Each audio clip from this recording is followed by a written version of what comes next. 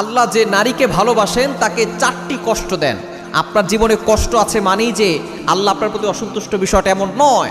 আল্লাহ তাআলা এই কষ্ট দিয়ে হয়তো আপনাকে পরীক্ষা করতে চান।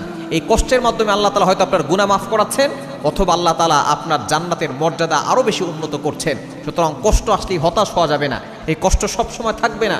আল্লাহ তাআলা সূরাতুশ শারহের 6 নম্বর আয়াতে বলছেন, ইন্নামা আল উসরি ইউসরা, there is happiness after suffering. কষ্টের পরেই সুখ রয়েছে। সুতরাং আপনি আল্লাহর উপরে ভরসা রাখবেন। আল্লাহ তাআলা যে নারীকে ভালোবাসেন 4টি কষ্ট দেন। 1 নাম্বার, মানুষের অন্যায় সমালোচনা। মানুষ আপনার ব্যাপারে সমালোচনা করবে, মানুষ আপনার নামে মিথ্যা অপবাদ দিবে।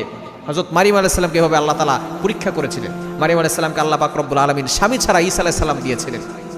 মানুষ তাকে কত ধরনের গালিগালাজ করেছে, মানুষ তাকে প্রস্টিটিউট নারী বলেছে, নাউজুবিল্লাহি মিন যালিক, এবং তাকে ওই এলাকা থেকে বের করে দিয়েছে। তিনি চলে গিয়েছিলেন জঙ্গলে। দেখুন একজন নবীর মা, তাকে কত অপবাদ সহ্য করতে হয়েছে। আল্লাহ পাক রব্বুল আলামিন তাকে কিন্তু ভালো